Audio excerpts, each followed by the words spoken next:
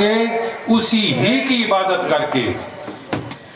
یہ ذرا جیسے کوئی لکھتے ہیں نا بچے چھوٹے، اس طرح دل پر لکھتے جاؤ.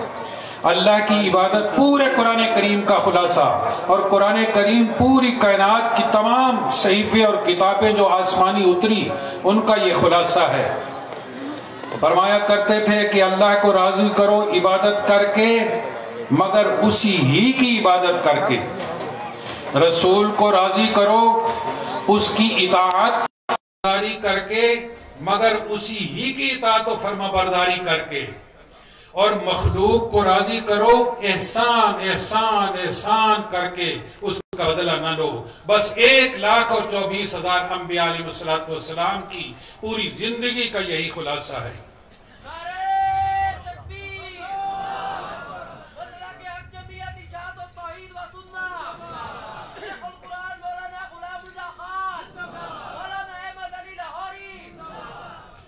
یہ غلط کہتے ہیں کہ ہم علماء دیوبند کو نہیں مانتے. الحمدللہ میں ایک ادنا سا طالب علم ہوں.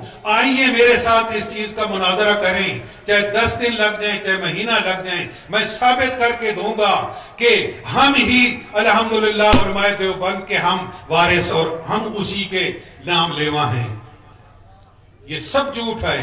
ہم نے بڑے بڑے جید علماء کو دیکھا کہ آئی وہ منظر تھا جبکہ تعلیم القرآن راجہ بازار راول پنڈی کے اندر علماء کا جمع غفیر ہوتا تھا.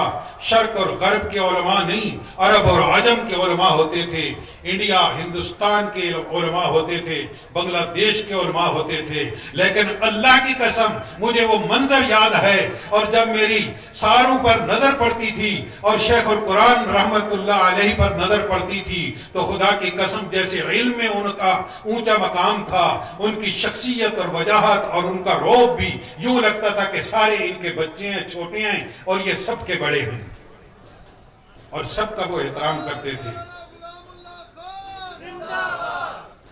مولانا عنایت اللہ شاہ بخاری رحمت اللہ علیہ، آپ کو تھوڑی سی بات بتا دوں. ایک وہ زمانہ تھا شیخ القرآن رحمت اللہ علیہ کندھے پر بیٹری اٹھاتے تھے، اور حضرت عنایت اللہ شاہ بخاری رحمت اللہ علیہ یہ سپیکر، وہ جو اوپر لاؤڈ سپیکر اٹھاتے تھے اور یہ ایمپلیفائر اٹھاتے تھے، اور اکیلے دو جا رہے ہوتے تھے اور اللہ کی توحید وہاں بیان کرتے تھے. ایک شاگرد ہوتا تھا اور اس کی چھت کے اوپر وہ لگا کے ارد گرد تمام مبتدئین اور مشرکین ہوتے تھے، وہاں اللہ کی توحید بیان کرتے تھے.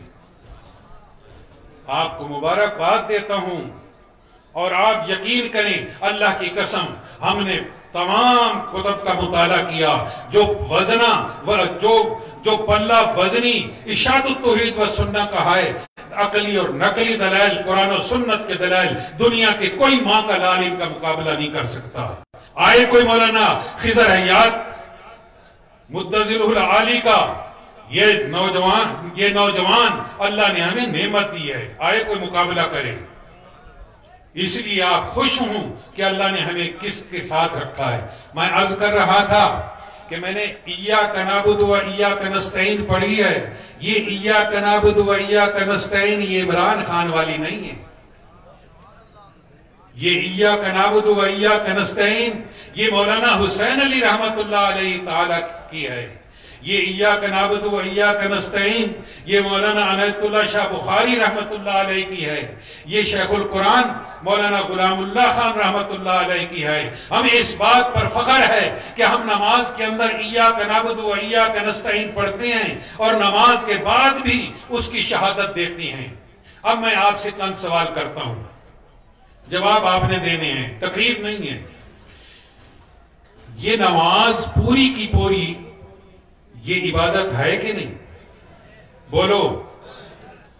صرف عبادت نہیں ہے، الصلاۃ عماد الدین، یہ دین کا ستون ہے.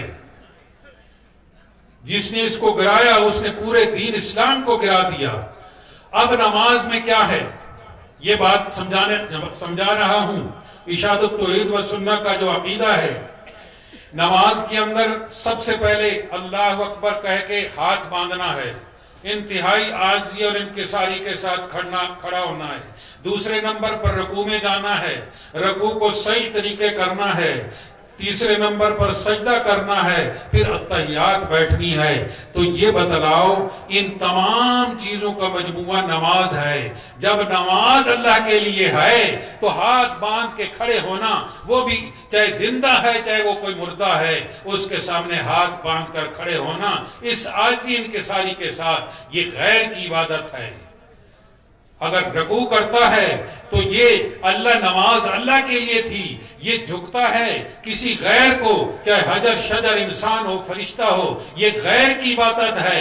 یہ مومن موحد نہیں ہے، یہ ایاک نعبد و ایاک نستعین کا دشمن ہے، یہ منافق ہے، کہتا ہے کہ میں تیری ہی عبادت کروں گا، تجھ ہی سے مدد مانگوں گا، لیکن وہ کسی اور کے سامنے جھک رہا ہے، کسی اور کے سامنے سجدہ کر رہا ہے۔ نماز مجموعہ بھی اللہ کے لیے ہے، نماز کا ہر رکن وہ بھی اللہ کے لیے ہے۔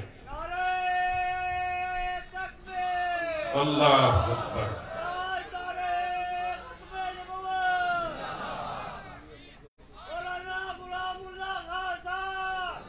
زندہ باد، زندہ باد۔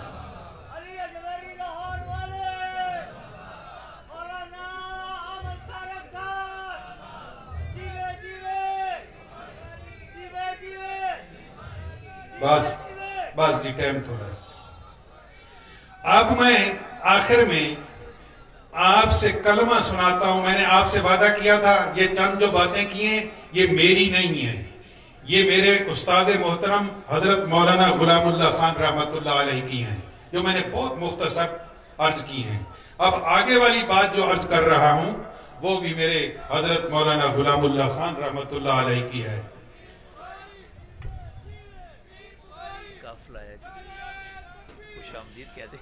ہم یہ تمام قافلے کے آنے والے قائدین کو اور تمام شرکاء کو انتہائی مسرت، خوشی اور تہ دل سے ان کا استقبال کرتے ہیں، ان کو خوش آمدید کہتے ہیں۔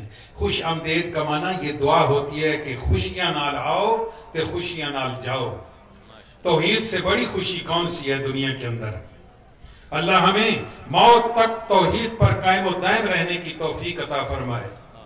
تو میرے دوستوں، میں عرض کر رہا تھا کہ میں اپنے شیخ محترم کی بات آپ تک پہنچاؤں گا، اور وہ یہ ہے کہ ہمارے شیخ محترم کہتے تھے کہ قیامت کے دن ہم تو اللہ کے قرآن کو سینے کے ساتھ لگا کے اور کہیں کہ یا اللہ ہمارا عقیدہ تیرے اس قرآن والا ہے، تو تم بتاؤ تم کس چیز کو سینے کے ساتھ لگاؤ گے؟ مہند المفند کو، پیر کے قول کو، بزرگ کے قول کو؟ امام احمد بن حنبل رحمت اللہ علیہ کو 99 دفعہ اللہ کی زیارت ہوئی خواب کے اندر، اور ہر دفعہ اللہ سے پوچھا یا اللہ تیرے قرب کا کون سا وسیلہ ہے، کون سا طریقہ ہے کہ میں تیرا قریبی بن جاؤں؟ تو ہر دفعہ اللہ کے تجلیات سے آواز آئی کہ وہ میرا قرآن ہے جو تمہاری طرف بھیجا ہے۔ تو کہتے ہیں 100ویں دفعہ، جب 100ویں دفعہ پھر اللہ کی زیارت ہوئی تو میرے ذہن میں یہ تھا کہ اللہ تعالیٰ یہ فرمائیں گے کہ کوئی اور راستہ بھی ہے۔ تو پھر 100ویں دفعہ بھی جب اللہ کی زیارت ہوئی تو اللہ نے فرمایا جو 99 دفعہ میں کہہ چکا ہوں کہ میرے قرآن میں میرا قرب ہے اور کسی چیز میں میرا قرب نہیں، قرآن کے مقابلے میں جو چیز بھی ہے اس کے اندر میرا قرب نہیں۔ الحمدللہ اشاعت التوحید و سنہ قرآن کو سینے میں لگائے ہوئے ہے۔ اب میں شیخ محترم کی طرز پر، یعنی اس طریقے سے تقریر نہیں، صرف پیغام کے طور پر جو وہ بارہا میں نے کانوں سے سنا، وہ کلمہ توحید لا الہ الا اللہ، کلمہ طیب کا معنی یوں کیا کرتے تھے، اور یہ فرمایا کرتے تھے کہ لوگوں کو یوں نہ کہو کہ اللہ کے سوا معبود کوئی نہیں۔ معبود تو عربی کا لفظ ہے، یہ تو عرب میں تم بیٹھے ہوگے تو معبود کہو گے، پنجابی میں بیٹھے ہوگے، اردو خان میں بیٹھے ہوگے تو معبود کا معنی کیا ہے؟ ان کو ان کی اپنی زبان کے اندر سناؤ، جیسے ہر پیغمبر کو اللہ نے اپنی امت کے طرف اس اپنی زبان کے ساتھ بھیجا تاکہ کوئی حجت نہ ہو کہ وہ کہیں ہمیں سمجھ نہیں آتی۔ تو یہ تم پر لازم اور ضروری ہے، چاہے عالم ہے چاہے عوام ہے، عوام کو اپنی زبان کے ساتھ سمجھاؤ، اور زبان کے ساتھ کیا ہے؟ لا الہ الا اللہ۔ آپ نے کہنا ہے الا اللہ۔ میں پہلے جملہ بولتا جاؤں گا، لا خالق، لا خالق، لا، آپ نے بولنا ہے لا الہ الا اللہ، لا خالق الا اللہ۔ آپ نے کہنا ہے لا الہ الا اللہ، لا خالق الا اللہ، لا رازق الا اللہ، ولا مالک الا اللہ، ولا محیی الا اللہ، ولا ممیت الا اللہ، ولا ہادی الا اللہ۔ اب یہ تو لا الہ کا معنی ہو گیا پورے قرآن کے، جو قرآن نے ہمیں بتلایا ہے۔ اس میں ایک لفظ آیا ہے ولا ممیت الا اللہ، کہ موت دینے والا اللہ کے سوا کوئی نہیں۔ میں 10 گھنٹوں کی تقریر ایک جملے میں آپ کو عرض کرتا ہوں۔ یہ ممیت آپ سب جانتے ہیں کہ یہ اللہ کی صفت ہے، جیسے خالق، مالک، رازق۔ ابھی آپ نے کہا اللہ کے سوا رازق کوئی نہیں، مالک کوئی نہیں، زندگی دینے والا کوئی نہیں، موت دینے والا کوئی نہیں۔ تو ولا ممیتا یہ اللہ کی صفت ہے، اللہ کے سوا کوئی اور ممیت نہیں۔ اگر کوئی موت کو نہیں مانتا تو وہ اللہ کو ممیت نہیں مانتا، اللہ کی صفت کا انکار کرتا ہے۔ مفتی آپ بن جائیں اور فتویٰ آپ لگائیں، میں نہیں لگاتا۔ اللہ کی کسی ایک صفت کا انکار کرنا بھی کافر ہے، اور ساری صفات کا انکار کرنا بھی کافر ہے۔ وآخر دعوانا الحمدللہ رب العالمین۔